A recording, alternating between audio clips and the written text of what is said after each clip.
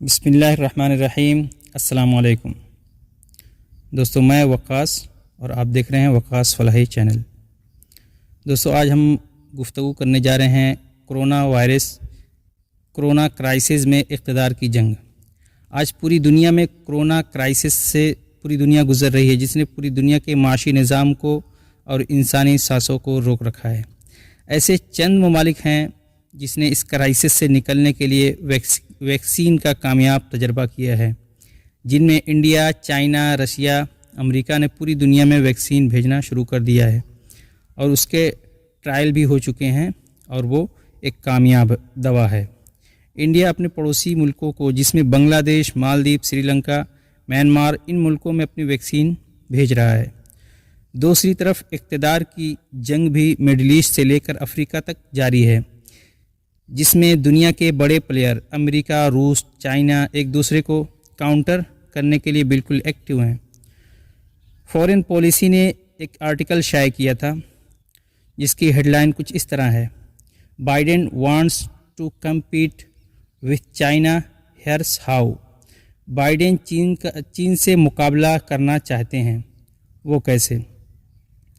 Munich security conference में Joe Biden ने कहा कि चीन अमेरिका के लिए एक चैलेंज है, वो जंग के मैदान या सरमायाकारी या फिर मॉडलिज्म में भी नहीं, बल्कि इक़्तिदार की जंग में।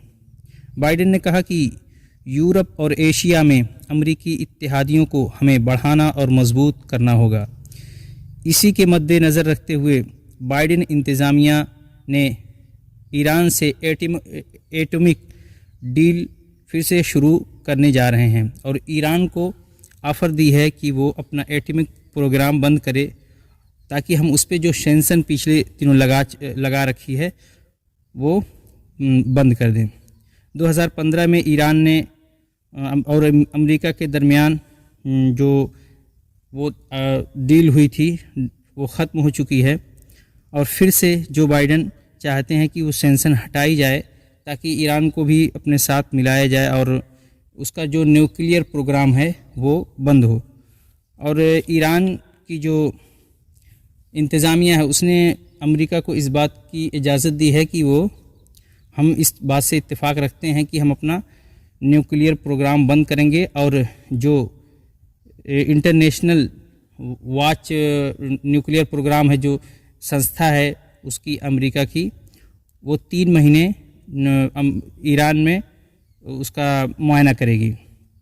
और दूसरी खबर है जिसको द अफ्रीका पोर्ट ने शाये किया है, जिसमें लिखा है कि बर्रे सग़ीर के किनारे बहुत से कुदरती वसाइल हैं जिसमें कोबाल्ट, लिथियम इस जैसी बहुत सी मादनियात हैं जो इलेक्ट्रॉनिक कंपोनेंट में इस्तेमाल की जाती हैं, जैसे मोबाइल, टेलीविज़न, बैटरी, सोलर में इस्तेमाल होने वाली धात। उन सब के बड़े ज़खायर अफ्रीका में मौजूद हैं। ये माना जा रहा है कि मुसलसल अफ्रीकी ममालिक में अपने इन्वेस्ट के ज़रिए चाइना अपनी पोजीशन मजबूत कर रहा है और दूसरी तरफ सीरिया में रूस, ईरान और तुर्की अमेरिका को काउंटर कर रहे हैं। क्योंकि पिछले दिनों एक ख़बर आई थी जिसमें बताया गया कि IS के लगभग 100 दहशतगर्द मारे गए हैं, जिसमें 100 दहशतगर्द ज़ख्मी हुए हैं और तकरीबन 20 से 25 मारे गए हैं। और साउथ चाइना में भी बिल्कुल अमेरिका और चाइना का सामना है, जो अमेरिका के लिए एक बहुत बड़ा चैलेंज है। अमेरिका की इंडियन पॉलिसी भी सस्पेंस में है, क्योंकि कभी जब इन लोगों का प्रेशर बढ़ता है तो वो कभी इंडिया के साथ और कभी इंडिया के ख़िलाफ़ बयान देता है। अमेरिका जो हमारा इत्तेहादी है, यानी इंडिया का इत्तेहादी है, अभी हालिया दिनों में एक बयान दिया था जिसमें बाइडेन ने ये कहा था कि कश्मीर तनाज़े को यूनाइटेड नेशन के रेजोल्यूशन के मुताबिक हल होना चाहिए। अमेरिका अब कश्मीर मामले में इंडिया और पाकिस्तान के दरमियान डायलॉग कराने की ख्वाहिशमंद है। अमेरिका चाहता है कि यहाँ डायलॉग के ज़रिए मामले को हल किया जाए। उसके लिए जब डायलॉग की बात आएगी तो उस यूनाइटेड नेशन के रेजोल्यूशन के मुताबिक वहाँ से 370 और 35A हटाना पड़ेगा इंडिया को, जो कि पिछले साल बीजेपी हुकूमत ने लागू किया था। एज ए नेशन हमारी एक्सटर्नल और इंटरनल पॉलिसी और हमारा मीडिया जो पिछले दिनों वार हिस्टीरिया फैलाता रहा है पाकिस्तान के ख़िलाफ़, इतना वार हिस्टीरिया फैलाया जिसकी वजह से चाइना ने इंडिया के सरहदी इलाकों पर तनाव बढ़ा दिया। बहरहाल मामले को बातचीत के ज़रिए हल कर लिया गया है और सुनने में ये आ रहा है, खबरें ये आ रही है कि चाइनीज़ फ़ौजें फिर से पीछे जा रही हैं, जो एक अच्छी बात है, खुशी की बात है। हमारा मीडिया का एक तबका और सियासतदानों का बीजेपी से जुड़े हुए हैं, वो दोनों एक तरफ दूसरी बात करते हैं और पीएम की बातें और दूसरी तरफ पीएम की बातें, इन दोनों में कोई तालमेल पिछले दिनों में कई सालों से नज़र नहीं आ रहा है। ऐसा लग रहा है कि जैसे पीएम बोलते कुछ हैं और चाहते कुछ हैं। इसकी मिसाल ऐसे समझिए कि पिछले दिन पीएम मोदी ने बयान दिया कि कुछ बयानात दिए जिसका मैं कुछ हिस्सा बताना चाहता हूँ। उन्होंने बयान दिया कि हम एक कैंपेन चलाना चाहते हैं कि बेटी बचाओ बेटी पढ़ाओ, यानी कि बेटियों की तहफ़्फ़ुज़ की बात और उनकी फलाह व बहबूद की बात की गई। लेकिन आप जानते हैं बेटियों का क्या हाल है और क्या ख़बरें रोज़ सुनने को मिल रही हैं। अक्सर सुनने को मिलता है कि अभी हालिया दिनों की बात है कि उन्नाव ज़िले में 2 दलित बच्चियों की लाश खेत में मिली, और ऐसे न जाने कितने वाक़यात सुनने को मिलते रहते हैं। और दूसरा जो कैंपेन है सबका साथ सबका विकास और सबका विश्वास, उसमें क्या है, उसके बरखिलाफ़ क्या हो रहा है, जिसमें मीडिया भी हमारा शामिल है। मॉब लिंचिंग, यानी मुसलमानों को टारगेट करना कि ये गाय का गोश्त खा रहे हैं, गाँवकशी कर रहे हैं, जो कि बहुत से बातें फर्जी साबित हुई हैं। और लव जिहाद, उसके बाद कोरोना जिहाद, एक पूरा एक टोला है, बदमाशिया टोला है जो पूरी तरीके से एक्टिव है और वो प्रोपेगेंडा पूरा फैला रहा है, और जहाँ देखो पूरा हंगामा, मार पीट, ये सब चीज़ें सुनने को आती हैं। और तीसरी बात, सबका साथ सबका विकास, ट्रिपल तलाक, इसमें कौन सा विकास है? National register of citizen NRC, जिसके तहत आप साबित करो कि आप हिंदुस्तानी हैं। अगर आप साबित नहीं कर सकते तो आपको डिटेंशन सेंटर में डाल दिया जाएगा।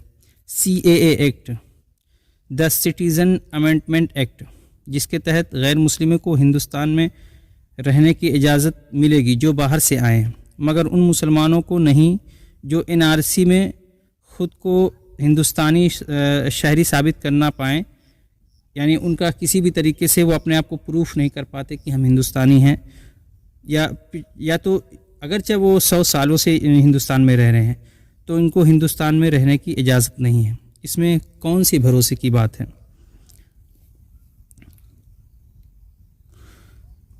और तीसरा जो है मिशन शक्ति, यानी लव जिहाद की सज़ा। पिछले दिनों यूपी गवर्नमेंट ने एक कानून पास किया है, मिशन शक्ति, यानी जो लव जिहाद करेगा, यानी कोई अफेयर के ज़रिए जो है शादी करता है और लड़की मुसलमान हो जाती तो उसके ऊपर सज़ा होगी। और या ये बातें बीजेपी की समझ में आ रही है कि कैसे समझ में, ये बातें हमको कैसे समझ में आएगी कि लव भी है और जिहाद भी है। जिहाद एक अलग चीज़ है और लव अलग है। इन दोनों को जोड़ के लव जिहाद बना दिया, जो कि एक गलत पॉलिसी है। और चौथी जो आखिरी बात है कि किसान बिल, जो सिर्फ अभी तक बिज़नेस तबका और मीडिया को और बीजेपी को ही समझ में आ रहा है, और हिंदुस्तान में इसके फ़ायदे और किसी को समझ में नहीं आ रहे हैं। जब भी किसी सियासतदान से पूछा जाता है कि आप इसके बारे में, इसके फ़वाइद बताओ, तो बोलते हैं कि देखो आपकी ज़मीन जो है वो कोई कब्ज़ा नहीं कर सकता। ये कौन सा फ़ायदा? इससे पहले क्या ज़मीन कब्ज़ा हो जा रही थी? और दूसरा जो फ़ायदा है, आप अपना गल्ला कहीं भी बेच सकते हैं, तो क्या इससे पहले नहीं बेच सकते थे? ये सब चीज़ें हैं। टोटल बेवकूफ़ बनाया जा रहा है और मीडिया पूरा उसमें साथ दे रहा है। और अगर कोई उसके ख़िलाफ़ एहतजाज करता है तो वो खालिस्तानी है, वो पाकिस्तानी है, ISI का एजेंट है, क्या हिंदुस्तान इन पॉलिसियों के साथ ख़ुद को सुपर पावर बना पाएगा?